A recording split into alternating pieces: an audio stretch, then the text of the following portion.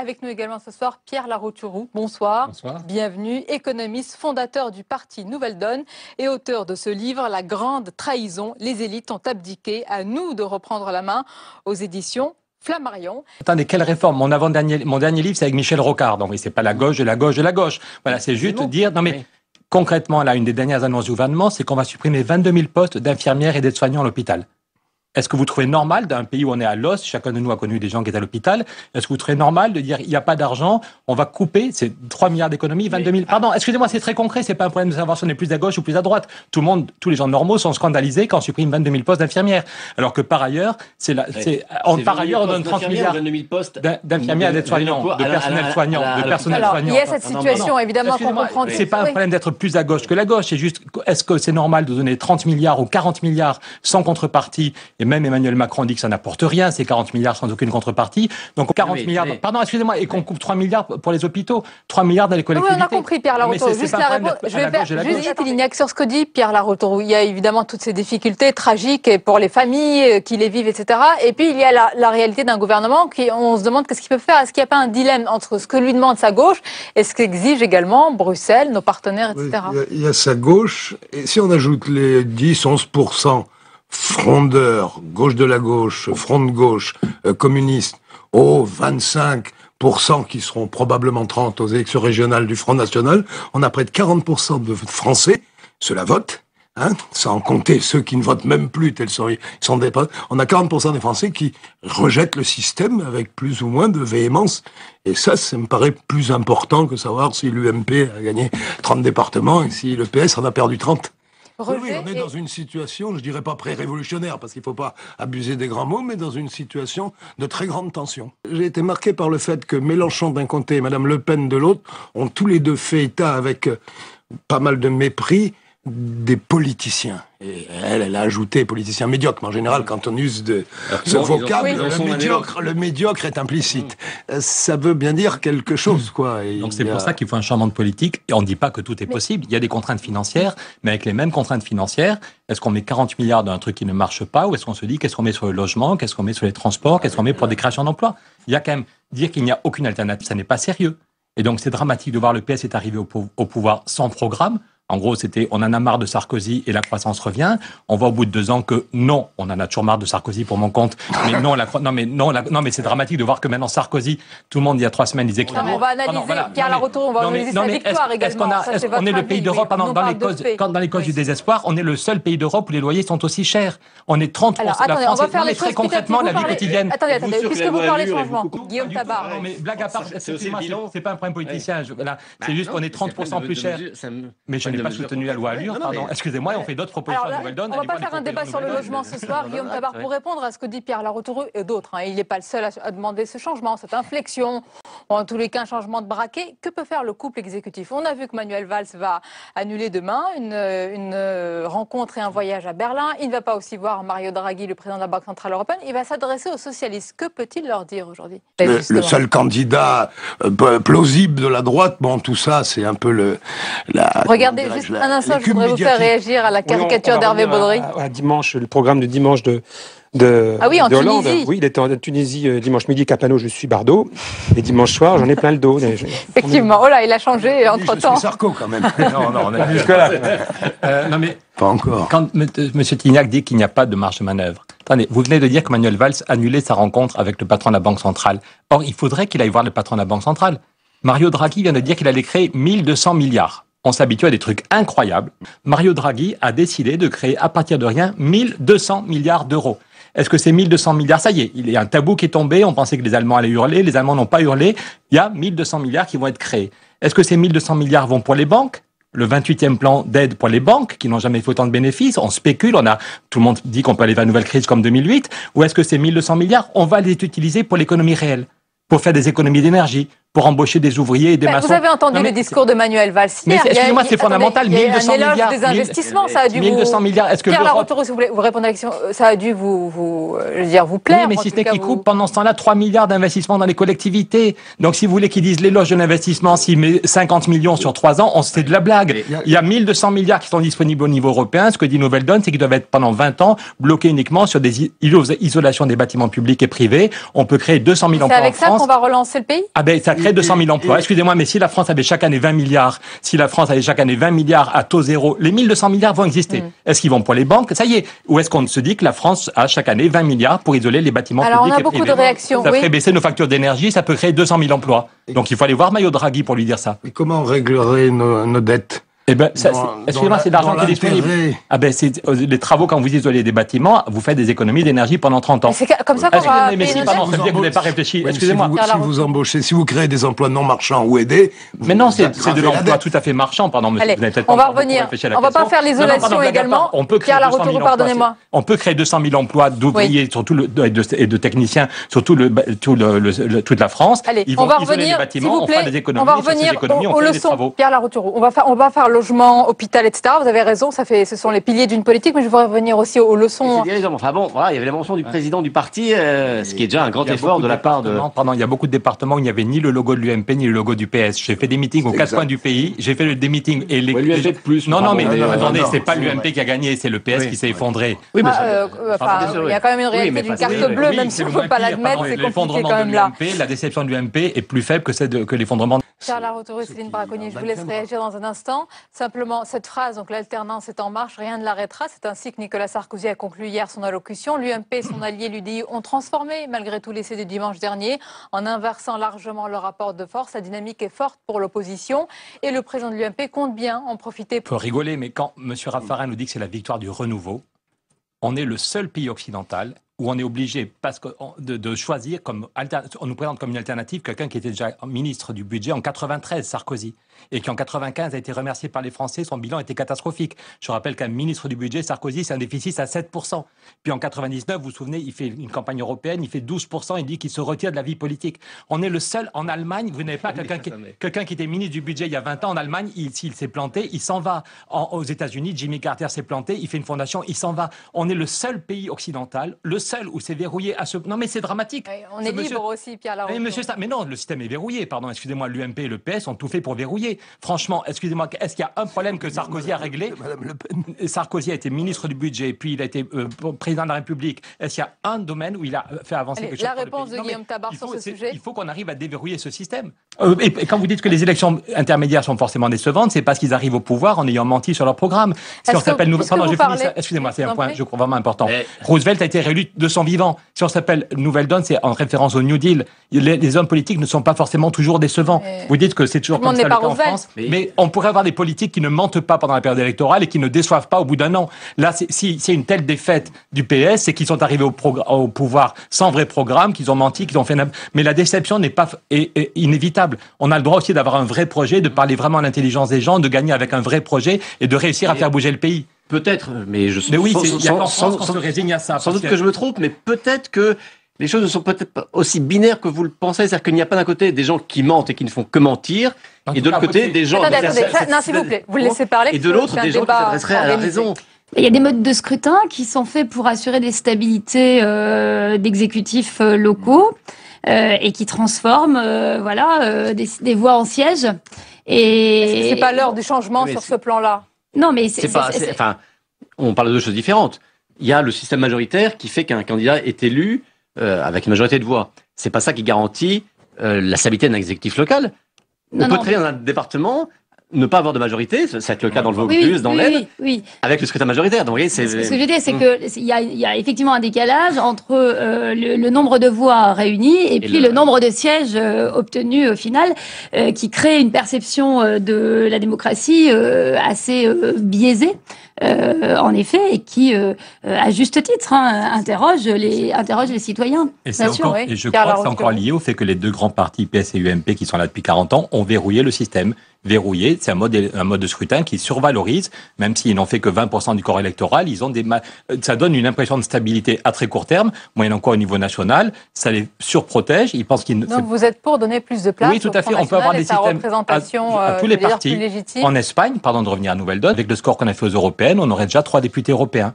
Et on aurait d'autres financements. On est vraiment le seul pays d'Europe où c'est aussi verrouillé. Moyennant quoi, il n'y a aucune stabilité, ils se sentent protégés, du coup, c'est plus à peine de réfléchir à un programme, alors qu'en Allemagne, il y a un système proportionnel et il y a quand même plus de stabilité. On peut avoir une proportionnelle avec quand même une prime à ceux qui arrivent devant Une pour qu'ils braconnier, restent c'est le stables. cas, il faut regarder ailleurs. Oui, mais il y a aussi un moment où les procédures ne peuvent plus contenir. On est obligé d'observer que voilà, il y a un nombre, il y a des électeurs de plus en plus nombreux qui adoptent un comportement, et on aura beau multiplier les obstacles à l'arrivée au pouvoir, il y a un moment où il faut poser la question du pourquoi ces électeurs votent en faveur de ce parti, et c'est ça la vraie question, et essayer de leur proposer une alternative crédible.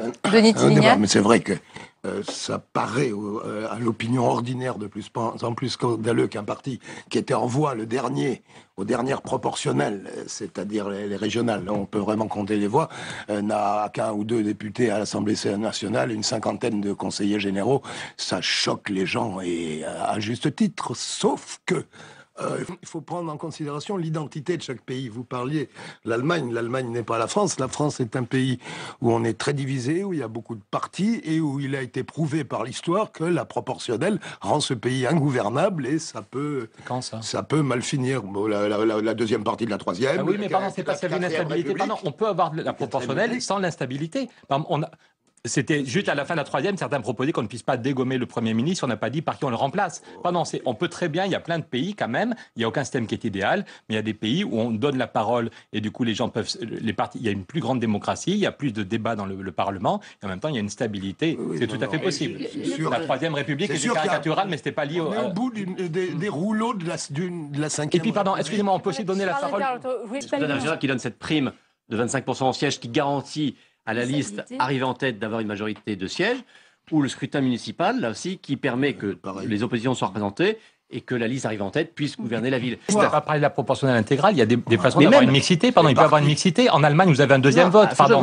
En Allemagne, vous avez un deuxième vote. Pardon. Le principe de la proportionnelle, c'est-à-dire que le principe d'un scrutin de liste, dit bien qu'il y a une liste qui est... Vous pouvez avoir en même temps un attachement au territoire, pardon de vous couper. Il y a des pays où il y a en même temps beaucoup de députés qui sont élus sur un territoire et où on complète. On va conclure sur ce sujet, Guillaume Tabar. De toute façon, un proportionnel, c'est un système.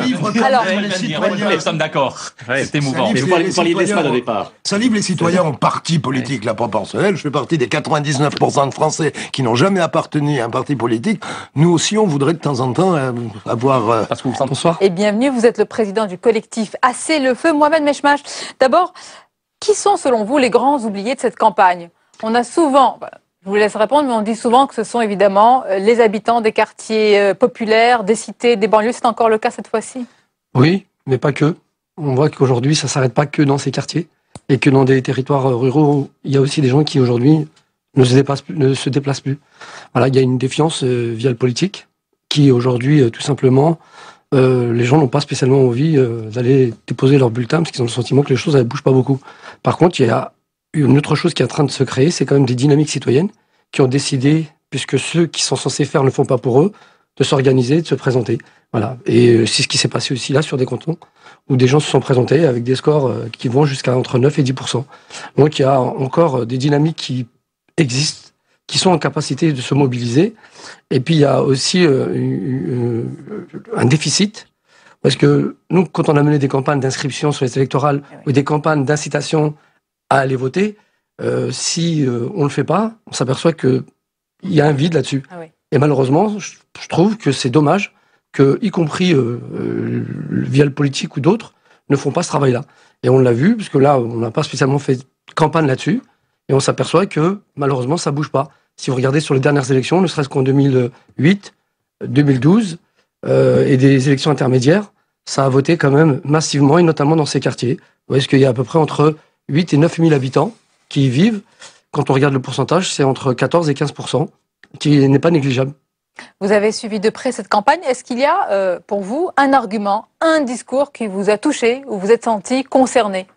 Oui, je dis tout simplement qu'il y a une dynamique qui avait fait en sorte que des gens attendaient le changement. Ça ne l'est pas le cas, malheureusement.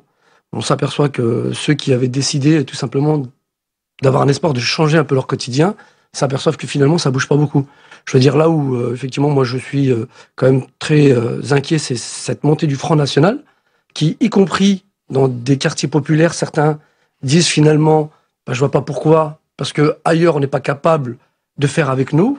Peut-être que là on sera en capacité, même si certains n'ont pas des convictions telles qu'ils ont, mais par opportunisme vont. Et il n'y a qu'à regarder ce qui s'est passé au Lila. Vous regardez les deux personnes qui étaient sur les têtes de liste, c'était quelqu'un issu de l'immigration maghrébine et africaine. Oui. Je veux dire, donc aujourd'hui, le Front National a adopté des méthodes, des stratégies, y compris dans ces quartiers où est-ce qu'il va faire effectivement des maraudes en expliquant à ceux qui sont les plus oubliés, qui sont en capacité de donner des colis alimentaires. C'est-à-dire qu'ils ont tout simplement pratiqué le terrain, ce qui se faisait à l'époque dans l'éducation populaire, dans d'autres ont complètement déserté. Vous avez le Parti communiste quand il Voilà. a planté Donc, dans les banlieues. ceux-là, aujourd'hui, ont repris effectivement, parce que le Front National, aujourd'hui, n'est plus ce qu'il était. Aujourd'hui, quand on regarde un petit peu le visage qu'il a, on s'aperçoit que c'est des gens normaux comme tout le monde et qui, aujourd'hui, ne sont plus ceux qui étaient crâne rasé avec des discours virulents et autre chose. Donc voilà, il y a tout ça, sans avoir une seule fois entendu le programme du Front National, mine de rien. Je vais laisser c'est ça qui est inquiétant. mais quand vous dites ça vous inquiète, c'est-à-dire?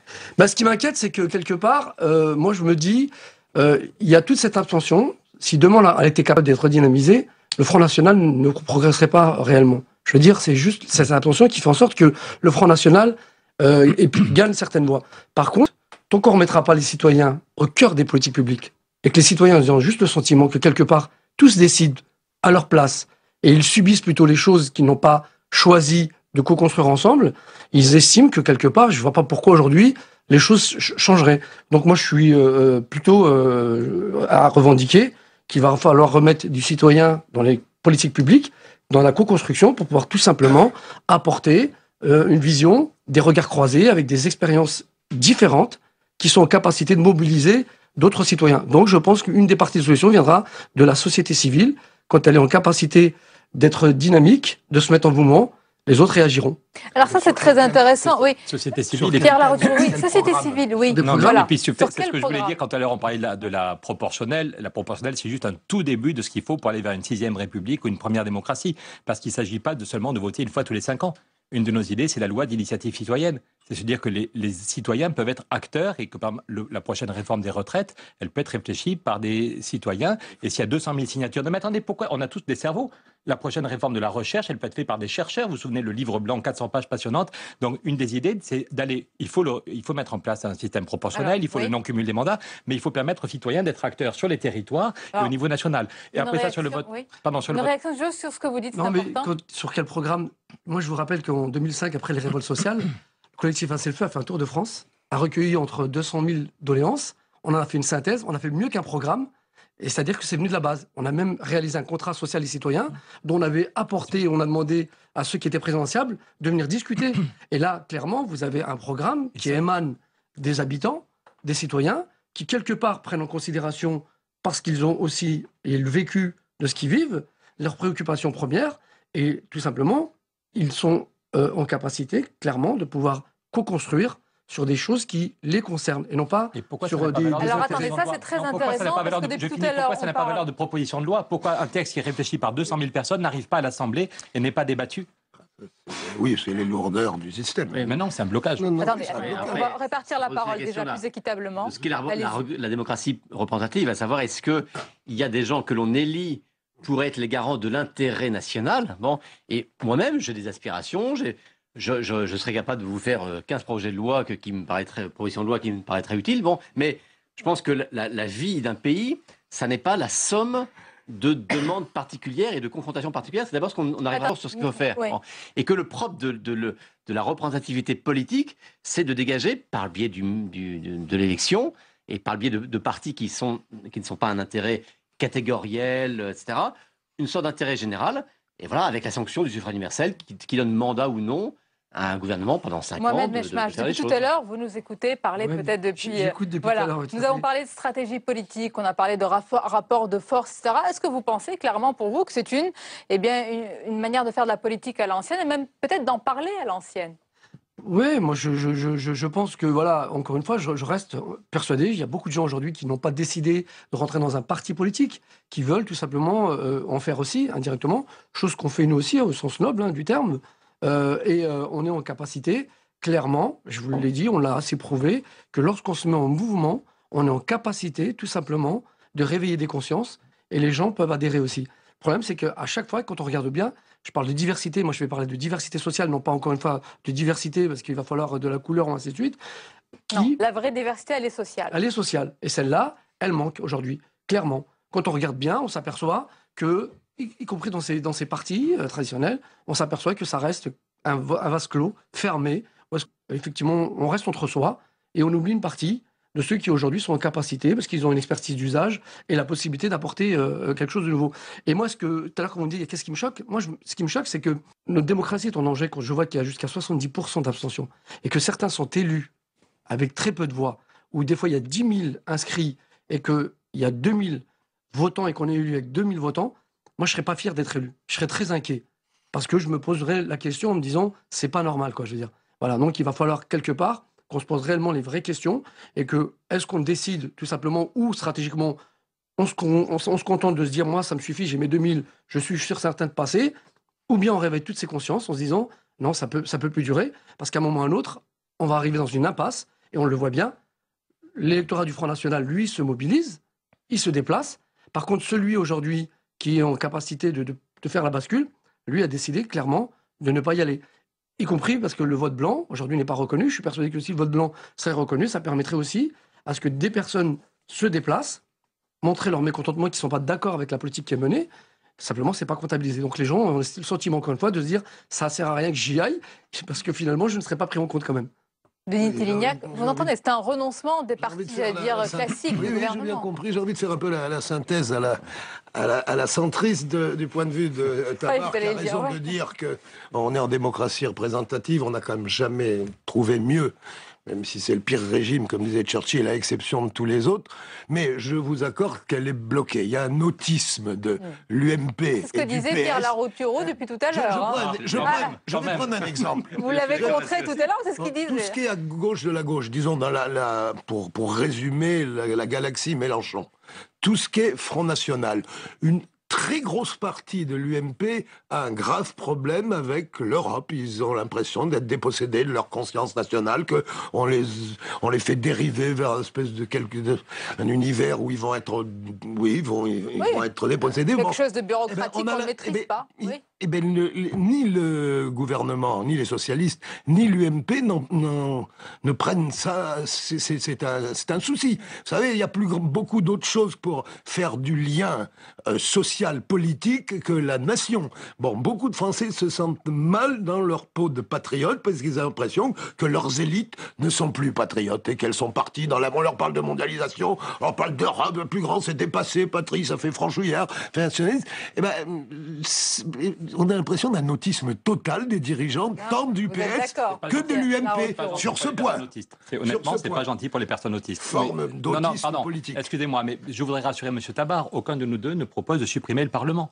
On dit simplement, pardon, il s'agit pas, il s'agit pas de faire le bazar, chacun fait sa loi dans son coin. Simplement, on dit que quand il y a 200 000 personnes qui, après 1 an ou 2 ans de travail, font des propositions, ça mériterait qu'elles soient écoutées, que ce soit... C'était mieux qu'un sondage. L'avez-vous fait, Pierre Larouturou? Non, mais parce que vous êtes aussi à la tête de Nouvelle Donne. Mais pardon, c'est pour ça qu'une des propositions que fait Nouvelle Donne, c'est le non-cumul des mandats, c'est un régime parlementaire amélioré, mais c'est aussi le fait qu'un texte qui est signé par 200 000 personnes a valeur de proposition de loi s'il est conforme à la déclaration européenne. C'est pas signé, hein. C'est carrément, c'est des contributions. Ok, mais pardon, c'est pour dire qu'on peut. Les citoyens ne sont pas là juste pour voter une fois tous les 5 ans. Et après tout, Monsieur Tabar, vous pourriez aussi proposer une loi. Vous pourriez avoir une idée sur l'éducation, sur la santé, sur les questions européennes et proposer avec d'autres. Mais lorsqu'on aura 2 pétitions de 300 000 chacune... Le Parlement fait le travail. Le Parlement fait le travail. Je ne dis pas qu'elles sont adoptées tout de suite la première semaine sans rien changer. Mais le Parlement est vraiment le lieu du débat. C'est pour ça qu'il faut le non-cumul. C'est pour ça qu'il faut que les députés soient députés à plein temps et pas de cumul dans le temps et absolument le non-cumulation alternée dans les usines. Là, vous allez demander On va se mettre au boulot, mais ça vaut le coup. Mohamed Meshmach, selon vous, à qui s'adressent encore les politiques aujourd'hui dans leur discours? Classe moyenne. Ouais, voilà, je veux dire, les classes populaires, honnêtement, ils ont tellement la tête sous l'eau que ça leur parle plus. Leurs difficultés aujourd'hui, ils ont le sentiment que les choses ne s'améliorent pas, au contraire, elles s'aggravent. Il y a qu'à regarder un petit peu ce qui se passe autour de nous. Il y a qu'à regarder, quand on voit, il y a pas longtemps, il y avait tout ce qui tournait autour du Resto du Cœur. À savoir qu'aujourd'hui, il y a des familles qui s'endettent pour aller se nourrir, des gens qui ont du mal à payer leur loyer. Je veux dire, des gamins qui sortent du système scolaire de plus en plus tôt. Ceux qui réussissent à l'école de la République restent bloqués. Il y a tout ça aujourd'hui qui ne fonctionne pas. Pardonnez-moi, les politiques de la ville qui manquent, de droite comme de gauche. Oui, mais les politiques de il y a eu tellement de plans Marshall annoncés. Oui, mais les politiques de la ville, encore une fois, je pense que sur ces 30 dernières années, de la manière dont elles ont été articulées, elles se sont faites encore sans... Au détriment des habitants ceux pour lesquels elles étaient adressées. Oui, tout à fait. Sans les habitants. Je veux dire, voilà, il y a qu'à regarder tout ce qui concernait la rénovation urbaine ou ainsi de suite, et les dégâts que ça fait derrière, quand on s'aperçoit qu'on fait à la place des gens, c'est surtout ceux qui n'y habitent pas, qui ne vont pas vivre ou pas subir les situations que les gens vivent, alors que ceux qui les vivent ne demandent qu'à une chose, c'est d'y contribuer pour pouvoir avoir un cadre de vie meilleur et ne pas commettre les erreurs qu'on a pu rencontrer dans le passé, y compris au niveau de l'emploi. On a vu des mots, vous savez, l'histoire de l'apartheid, ça fait plus de 15 ans qu'on le dit, qu'il y a une apartheid sociale, urbaine, et ainsi de suite. On n'est pas entendu. Par contre, quand le Premier ministre le dit, tout le monde se dit, oh, voilà, on monte au créneau. Alors moi, je me dis, ok, bah écoutez, si on commence à parler d'apartheid, soyons à la hauteur de Mandela et puis faisons en sorte que quelque part, allez hop, on y va. Il faut des actes forts. Oui, non, mais je veux dire, c'est qu'à un moment ou à un autre, il faut quelque part, clairement, qu'on puisse... Le mot est fort, mais un mot fort ne fait pas toujours un acte fort. Je suis entièrement d'accord, mais en attendant... Sur le chômage, qu'est-ce qu'on fait sur le logement? Pas adéquat. Pardon d'être très concret. La dernière fois que vous m'aviez invité, je vous avais expliqué comment on est le pays d'Europe le plus cher en matière de logement. Il y a parce qu'on ne construit pas assez. Tout le monde dit qu'il manque 800 000 logements en France. Voilà, il y a un petit pays comme les Pays-Bas où ils ont construit 1 million de logements. 1 million de logements construits par des coopératives avec un financement par le Fonds de réserve des retraites. En France, le Fonds de réserve des retraites, il est géré par BNP Paribas et Barclays. Demain, on pourrait faire un décret pour dire que les 37 milliards du Fonds de réserve vont sur le logement et qu'on fait des coopératives parce que les besoins de logement ne sont pas les mêmes dans le 93, à Grenoble ou à Mont-de-Marsan. Ça, c'est faisable. Quand vous disiez il n'y a pas de marge de manœuvre, ben si. Sans augmenter les impôts et sans augmenter la dette, on a 37 milliards. Il y a des pays où le fonds de réserve est mis sur le logement. Et on pourrait créer 200 000 emplois si on a une vraie politique du logement. Et on économiserait tous 250 € sur les loyers, 250 € d'économie tous les mois sur les loyers. Si on avait le même niveau. Il y a trop de chiffres en même temps. Non, mais pardon, 250 € d'économie chaque mois sur les loyers. C'est facile à retenir. Pierre Larouturou, oui, d'accord, très bien. C'est qu'aujourd'hui, il y a des habitants, des citoyens qui ont décidé de prendre leur destin en main. Je vous dis, quand on s'aperçoit que des citoyens qui n'ont pas je veux dire, la machine électorale, les moyens financiers, mais qui, par la force de la proximité, du aller vers, du quotidien, de pouvoir parler aux gens qui leur ressemblent, sont en capacité de faire jusqu'à 10%. Je veux dire, c'est que quelque part, il reste encore de la ressource. Est-ce qu'on utilise cette ressource, on l'associe en se disant que cette dynamique, on en a besoin, ou bien on continue de l'ignorer, et elle s'organisera différemment, et elle apportera peut-être des solutions dans le temps. Merci à vous, monsieur. En tous les cas, la ressource est là et vous l'avez représenté sur ce plateau. Mohamed Meshmach, merci. Pierre Larouturou, merci Denis Télignac. Guillaume Tabar, on va finir juste en regardant le dessin d'Hervé Baudry. Voilà. On a quelques secondes. Très rapidement, un petit peu d'oxygène, parce qu'on parlait tout à l'heure de logement. Donc, de savoir qu'à Neuilly, il y a des zadistes qui se préparent. On a bien fait de finir avec ça. Merci Hervé Baudry. Belle et douce nuit à vous. On se retrouve demain, bien sûr, avec plaisir.